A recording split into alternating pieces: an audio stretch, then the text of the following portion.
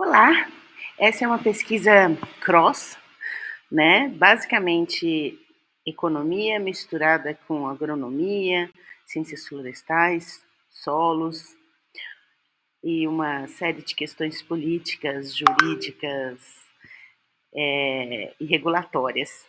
Então, eu sou a Deni Tami, por hora a gente tem 3 pesquisadoras nesse projeto, né? A professora titular Helena Burnquist e a pesquisadora em iniciação científica PIBIC, Bartira Elia. O tema grande da pesquisa é bioeconomia circular sustentável. O que é isso especificamente? Né? É um novo paradigma econômico que a gente identifica como necessário para que a gente possa garantir a nossa sobrevivência no planeta, né, que está fadado à extinção se a gente mantiver o business as usual. Então, qual que é a grande sacada desse novo modelo? Né? Equilibrar o ganho econômico com o ambiental e o social. E para isso a gente vai precisar de uma capacidade maior para reciclar os insumos, reutilizar, diminuir os insumos e produzir mais com menos, porque a gente vai precisar aumentar, principalmente em termos de comida, né, fibras, energia, tudo de fontes biológicas. Então são bioinsumos, né? E em bioinsumos a gente pode pensar não só plantas, né, mas também micro-organismos, né, o reaproveitamento de resíduos e uma série de químicos e ciência que a gente ainda não conhece, que é decorrente da biodiversidade, que precisa ainda ser estudado, descoberto, né? Estudos estimam que a gente não chegou nem nos 10% da nossa possibilidade. E veja que uma economia, então, centrada na natureza e nas pessoas, estimulando esses bioinsumos feitos de forma sustentável, com menos insumos e mais produtividade, gera empregos verdes e uma relação ganha-ganha, tanto para a população como para os negócios e para o meio ambiente. Então, essa é a questão muito importante que a gente encontra aqui, que coloca a nossa pesquisa bem em consonância com os Objetivos do Desenvolvimento Sustentável, que são as orientações globais para políticas, negócios e atuações das empresas e pessoas também nessa linha, né, de objetivos. Bom, a, a natureza tem muitas oportunidades para servir como fator não de atualmente, né, nas nossas NDCs, nas nossas metas nacionais de redução, por exemplo, né, dentro do paradigma dentro do regime das mudanças climáticas, né, estou pegando um exemplo específico, pode ser de outros regimes também, por exemplo, regime de biodiversidade, regime de águas, né, regime de aves, né, os Ramsar Sparks. Então, no regime de mudanças climáticas, as nossas INDCs, que são as mais conhecidas, né, que são as nossas metas de reduções de emissão de gases de efeito estufa, a natureza, né, as soluções baseadas na natureza têm um grande potencial. Então, atualmente a gente não vê isso, a gente vê como fonte de emissão e não de sequestro. E a gente precisa mudar isso, né? Então, aqui tem um resuminho feito, né, pela IUCN, é, que mostra as questões específicas que podem ser tratadas, né? Então, de aumentar a conservação, uma infraestrutura mais voltada para a preservação da natureza e voltada para as pessoas, né? Uma melhor gestão e restauração, principalmente isso, em vez de degradar, restaurar. E dá para fazer negócios com isso, né? Buscando o bem-estar das pessoas e mais recursos, inclusive. E o ponto específico dessa pesquisa em tocante com o Exalc Show é justamente que a cana tem um papel muito favorecido nessas soluções baseadas na natureza. Por quê? Principalmente porque ela tem um potencial de cara logo de substituir o petróleo, que é a base da economia que a gente precisa substituir, né?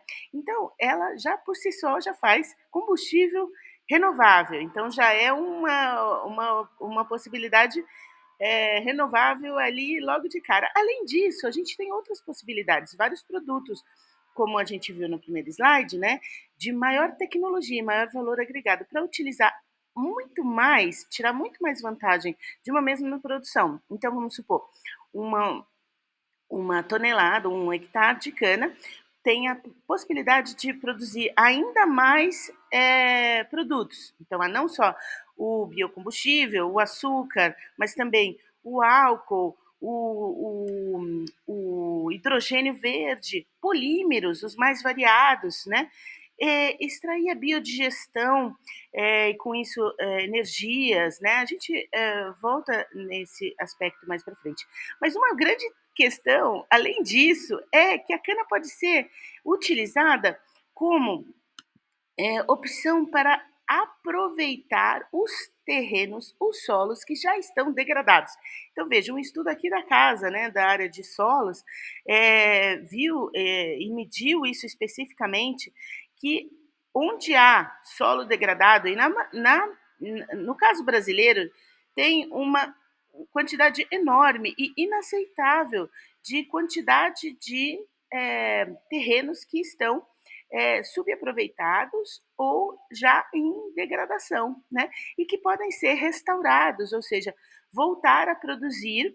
E a cana pode ser utilizada para isso, né? Ela é um tipo de planta que cresce muito rápido, sequestra muito carbono, porque ela cresce muito rápido, e ela devolve alguns nutrientes para os solos. E ela é bem tolerante, não precisa de um solo muito claro que técnicas de manejo precisam ser aplicadas, né? Esse é o cerne da agricultura se tornar uma solução baseada na natureza. São as técnicas, né, de manejo sustentável.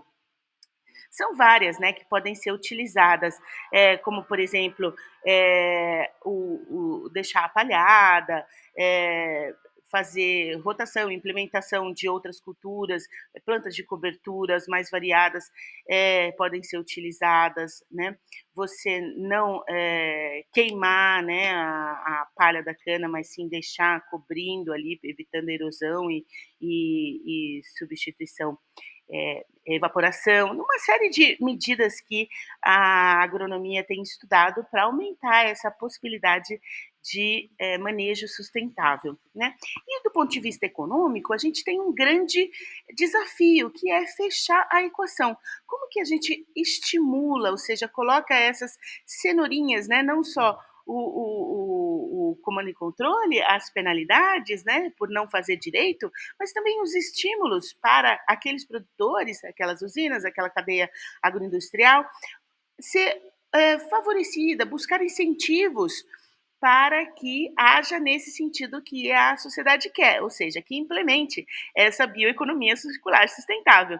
Então, são várias as opções, né? O caso da cana é o que mais está avançado, porque tem o RenovaBio, que é uma política setorial, energética, que cria o CBio, que é um crédito de descarbonização. No Brasil, é a única coisa regulada que se assemelha a um mercado de carbono no Brasil, né? Claro que a gente tem um mercado de carbono voluntário, mas não é regulado ainda, né? Possivelmente a gente vai falar, a gente vai criar ainda, talvez ano que vem, a gente está caminhando nesse sentido de criar um mercado regulado também, mas abrangente, não só da política setorial.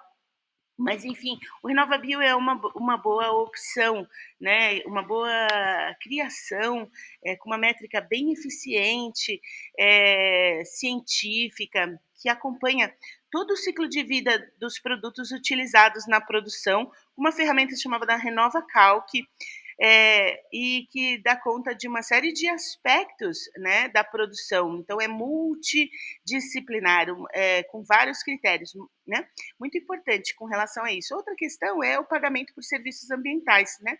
A legislação específica nacional já tinha legislações especiais, estaduais, mas agora a nacional surgiu ano passado, então isso é bastante importante que também possa ser utilizado, ou seja, aquele que produz o serviço ecossistêmico, né, de mais biodiversidade, mais preservação de água, receber em virtude disso, né? E também financiamentos de formas facilitadas, né, empréstimos a menores taxas, dinheiros para projetos que tenham interesse para a sociedade, né? O Plano ABC é um bom exemplo nesse caso de política que a favorece, né, a agricultura de baixo carbono. Já é um sucesso, né, eles, tinham uma meta que até superaram no plano da primeira versão, agora já estamos na segunda versão, e claro, o crédito de carbono. E só acabando que meu tempo acabou. Esse desenhinho mostra traz um resuminho aqui para vocês de como funciona a integração lavoura, pecuária, floresta, né. Uma grande opção, para essa